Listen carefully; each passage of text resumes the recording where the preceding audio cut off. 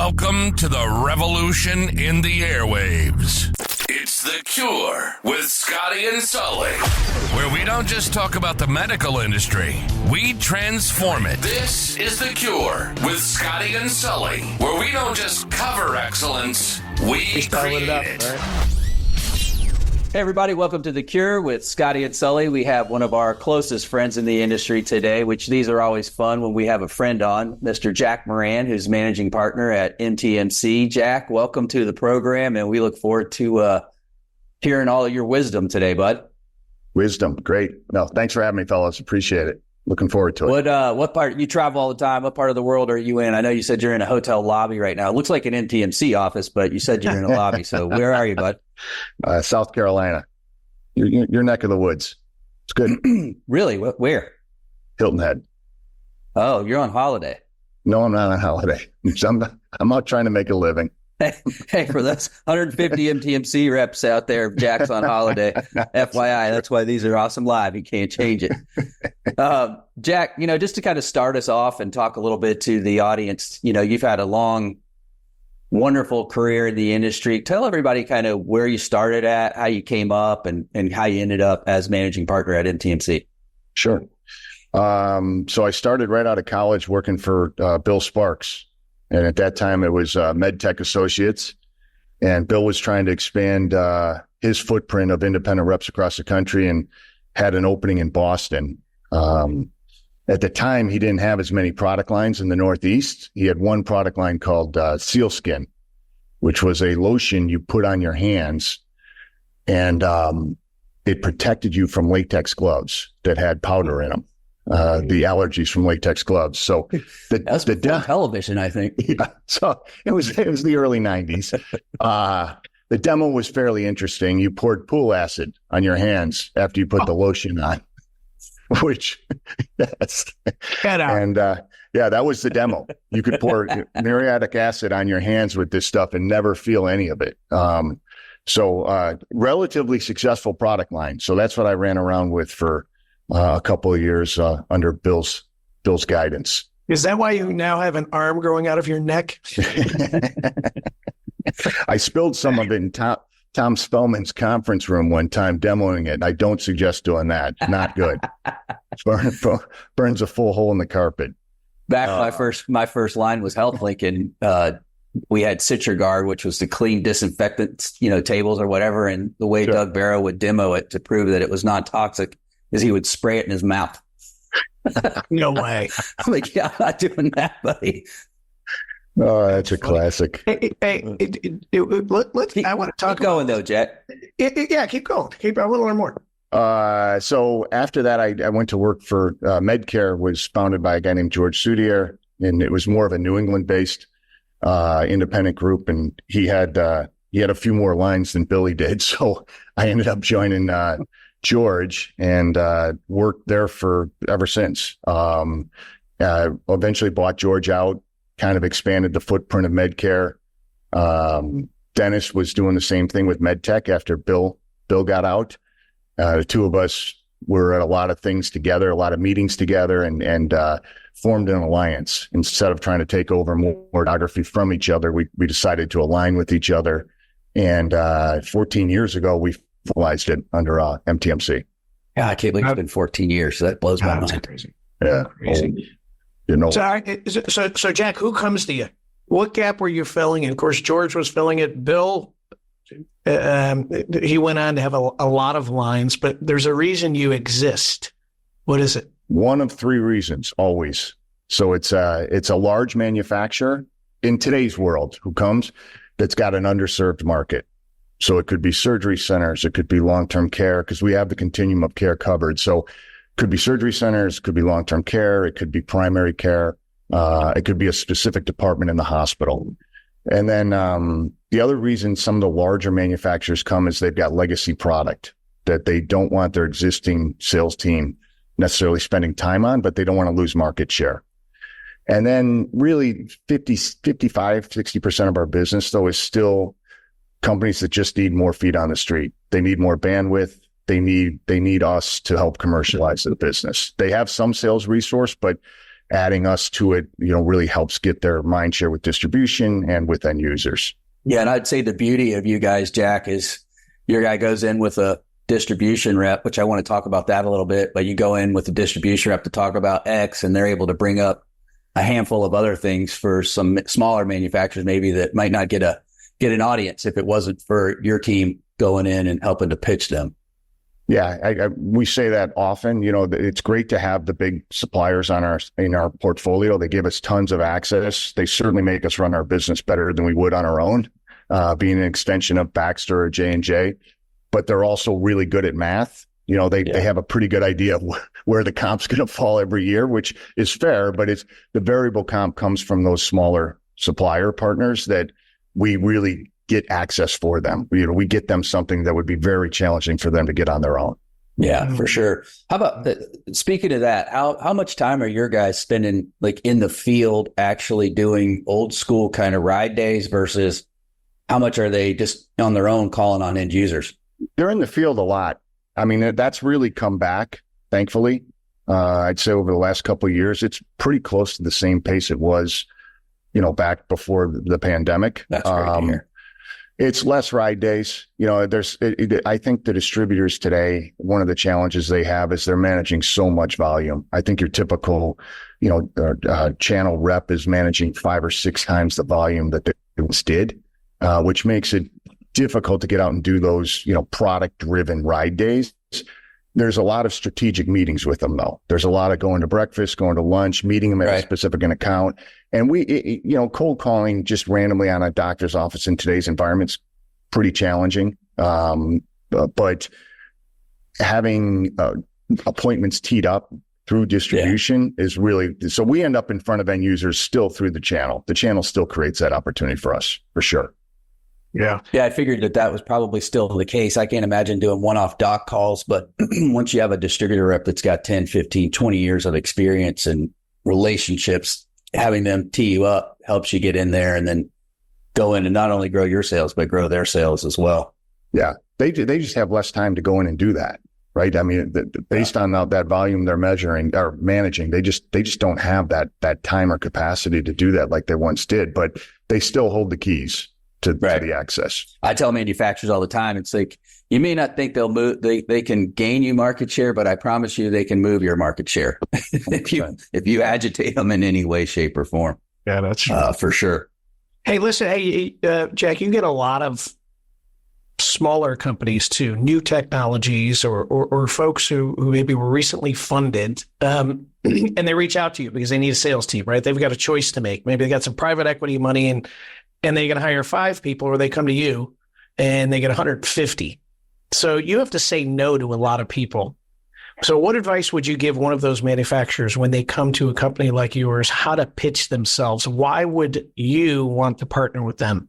So for us, if they're bringing a solution that hits the call points that we're already going to, that's always really important. If we can get an efficiency out of the call point, it's important. A big component is the channel. So often companies come to us and say, we've got this great product for cardiology offices or internal medicine or surgery centers.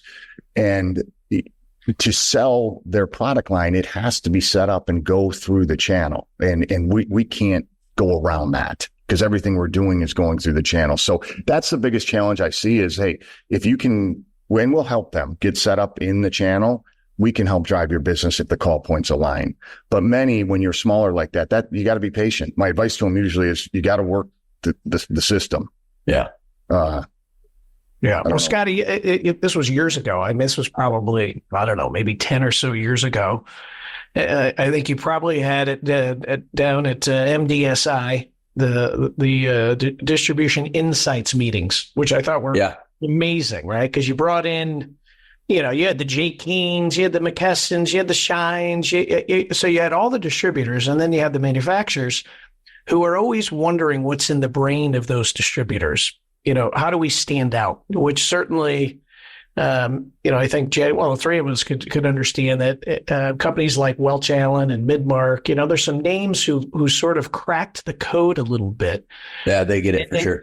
Right. And so those meetings were good, just trying to get sort of open communication for distributors to say, be this, and don't be this, right? And the same thing on the other side, right? Manufacturers saying, geez, we had no idea. Maybe we set the expectations too high. We thought we'd partner with a distributor and we'd have a whole bunch of leads. Why aren't they giving us leads? And so that's certainly been a relationship we've been trying to help over the years, is at least understanding and setting expectations with each group. Right? I thought that was an amazing meeting. But I also think it's one thing that separates MTMC from most, right? Is that there's an understanding of what's expected amongst the dealers, how to be a good representative of a manufacturer, and if you had to break it down into three things, Jack, what would you say? Okay, if you're sitting with 150 of your guys, you say, if we want to be amazingly valuable to these dealers, be or do these three things. What would you say? Put yourself in their shoes. Really understand their business, right?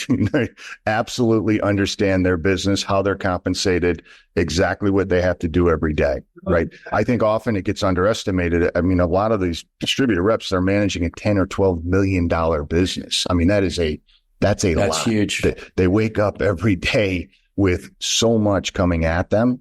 And if our rep's going to sit down and take them to lunch and only want to talk about our line card, it's not going to go well.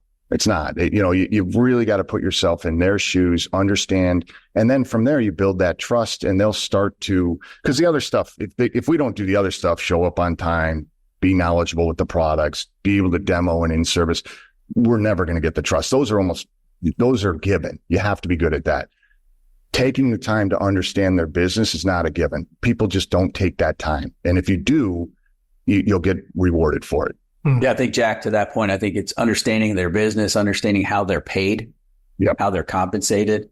And then also, to your point, the wins and losses are so much bigger today. I mean, when I was calling on accounts 20 plus years ago, average McKesson, PSS, Shine rep, their territories were $1 million. I mean, that was a big territory, $2 million. For you to say 12 million, it blows my mind at how much manufacturers have to really work at staying top of mind with these folks and making sure when the category comes up, they know who to get a hold of in your organization, who to work with, a couple of key questions to ask about the product or the category, and then get their manufacturer rep or MTMC rep into that account to help them sell that stuff. Talking about understanding business, your dad was amazing at it. He was obviously a legend in our industry and is in the Hall of Fame. What are a couple of fun lessons that he's taught you? Obviously, Danny hasn't taken any of them, but that you've kind of stuck with and have helped you through your career. Don't screw up. That's usually says most of the time, but it's usually not screw up. All right, that's not the word you use. Don't screw it up. His sense of humor about everything and his consistency, his work ethic. I mean, observing that for me for 54 years is a blessing, right? I mean, he's unbelievable at all of that. But really his love for the industry, his empathy, and also, or just appreciation is a better word. Appreciation for the industry is probably the best lesson he taught me. I don't know if Danny learned it. He probably caught a little bit of it, but I think Danny appreciates much. A good joke. A good joke. I think that's probably been the most important thing he taught me. It's so easy, especially when I was younger. It was easy to go to him and bitch about, it was easier when you were in it 20 years ago. It was this and that. And he just would never waver on how grateful I should be to be in it. Not because of him. It was really just about how great this industry is and how much gratitude I needed to have for it. And, I still am not perfect. There's days where I should have more gratitude for it, but it's the best lesson he taught me. Yeah, I agree 100%. Probably about when Brian left the business and I took over writing the pub letter in Repertoire, I had my closing was dedicated to distribution. Yeah. And after probably about the third or fourth issue that went out, Dick Mormon called me from Midmark. And he's like, you need to be dedicated to the industry, not just to distribution. Mm-hmm. And it kind of hit me between the eyes. And he's like, you need to be thankful for what you do for a living in the industry that's here and the relationships on both sides. And I changed it. And it's been dedicated to the industry ever since. I think it is such a wonderful lesson. And for young folks out there that are in the industry, I tell them all the time, be thankful. It goes fast, and just cherish the relationships. It's all about, I just sent an email to one of my reps today, like, make sure you're managing the relationship, not always just trying to sell something to someone. Mm-hmm. And I think it's so key to be thankful for what we do. I love that. That's what one of the things your dad taught you, for sure. Yeah. And, another great lesson he taught me years ago. This was when I was probably 24 years old, and he traveled with me, right? Because this is back in the day, was the national sales manager. Jack, are you trying to get out of a box? I mean, is that what's in the background? That might have been. I told you I was in a hotel lobby. It's a little. Sorry, Sully. Go ahead. Go ahead, Sully. It's like watching AHA on MTV. So he jumped in a car and he traveled with me. Hey, I'm 24 years old, and of course, those days where you set it up, you had 12 calls. Oh yeah. And when the manager came in, you didn't do anything for 2 weeks. He wanted to make it all heavy on that day.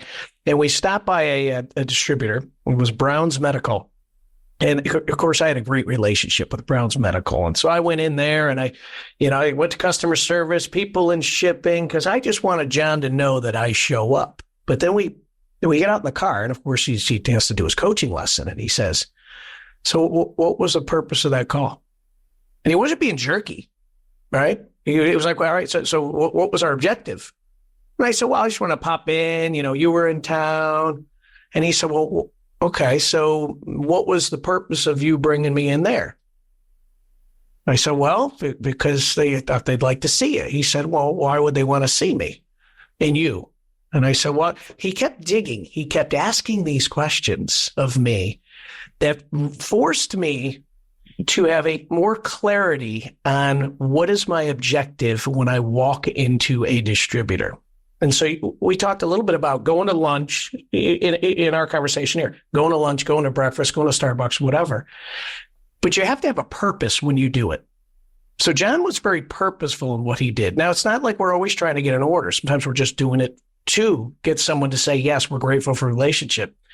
But everything was purposeful for John, yet it was disguised under this empathy and this relationship. But he was getting things done. I think that's what he showed me, is that you can be people's friend, but you better add value to them. You better get them closer to a customer. You better make them smarter, right? You better do something positive other than just show up. And I see too many manufacturers over the years who mistake inactivity for progress. They're busy. But maybe they're not accomplishing enough, or they're not creating enough urgency for a distributor to want to do more with them. So you see what I'm getting there? Yeah. He asked me when I brought a 1.8 home from my first semester in college what my purpose was. Well, Sully, I get it. He's pretty good at digging, a lot of digging. Oh, yeah. Yeah. Him and Bill Allen. Bill Allen was the same way. When Dave came home with a 1.0 after his first semester at Gettysburg College. Jack, I know your dad mentored you a lot, but who were maybe a couple others, maybe George or somebody like that? George certainly did. It's been a long time since that. Doug Harper's been a fabulous mentor. He's been with us now for, I guess, probably the last 7 or 8 years, and goes by different titles depending on who he's talking to. Sometimes he's a senior advisor, sometimes he's VP of business development, sometimes he's managing partner. But he's been a tremendous influence, and like my dad, he has so much appreciation for the business, so much gratitude. So any of those days I'm feeling sorry for myself, Doug's calls and emails kind of remind me of not to feel sorry for myself. The other part is the energy he has. I mean, I can't even count how many emails I get from him questioning, hey, have you thought about this? What are you guys doing about that? Why aren't you thinking about this? And, as frustrating as that can be, it's so good for our overall business. And it's so good to have somebody like him who's another industry legend that is so, valuable to us in advising us. Yeah. He's terrific. Yeah, that's awesome. Hey, what do you look for? Because I know you've, like your father and others in the industry, like PSS certainly did it really well, hire young people. So you've given a lot of people a chance to break into healthcare sales and be really successful at it. What do you look for in that young person who sits down with you and you're either going to tell them yes or no? If they grew up in Skaneateles or Eagle River, Wisconsin, they got a fighting chance. or they're related to somebody in the industry. Exactly. That's usually it, isn't it? They usually have a pretty good chance. Honestly, we one of the things we really look for is, and I'm old now, so I say this, but we're a sales organization, right? So you really want to be a salesperson, right? We're not a marketing firm. I mean, a lot of the younger people today call it business development. And I'm like, all right, if that's a better way to call it, fine. But at the end of the day, we're selling product, we're selling solutions, and, you know, it's a noble and great profession. So, you know, that's really what we look for the most. Why do you want to get into this? And do you really, you know, value how great sales can be? Because it's changed a lot in terms of what people call it, and it's just a little different than it was when we were first starting. So that's what we look for. Do you think they're different? Do you think the kids coming out are different than we were? No, I think that's a bad rap. I agree. Yeah, no, I don't think they're any different. Yeah.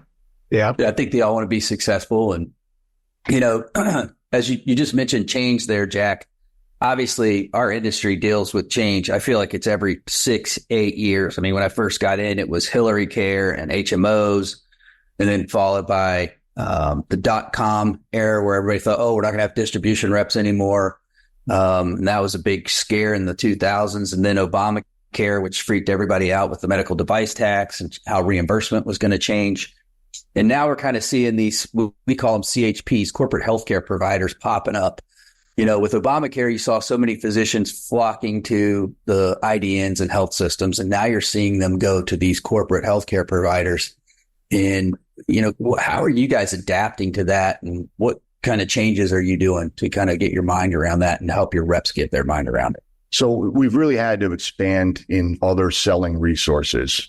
So just in the last 5 years, we've built out a strategic account team that helps our team call on those enterprise accounts. And in today's market, to your point, Scotty, like, aside from the health systems, 83% of the non-acute entities are owned by somebody. Yeah. So we say that to our team all the time. We're like, hey, 8 out of 10 places you're in, the person you're talking to is not making the decision. Like, we've got to keep getting into a more complicated sale a lot. Yep. So we've added a health systems team, a corporate account team. We've recently added a clinical nurse team.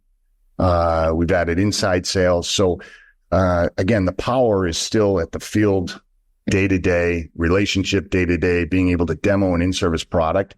But the complexity of how these decisions are made, it requires a team sell. And we've really expanded in that area more than we've been at 150 salespeople for 5 years. So we've really expanded in these other selling resources versus just field sales. It's a true business conversation, right? Yeah, it is. What do the clinical folks do for you? Make us look smart. They Well, that's a challenge.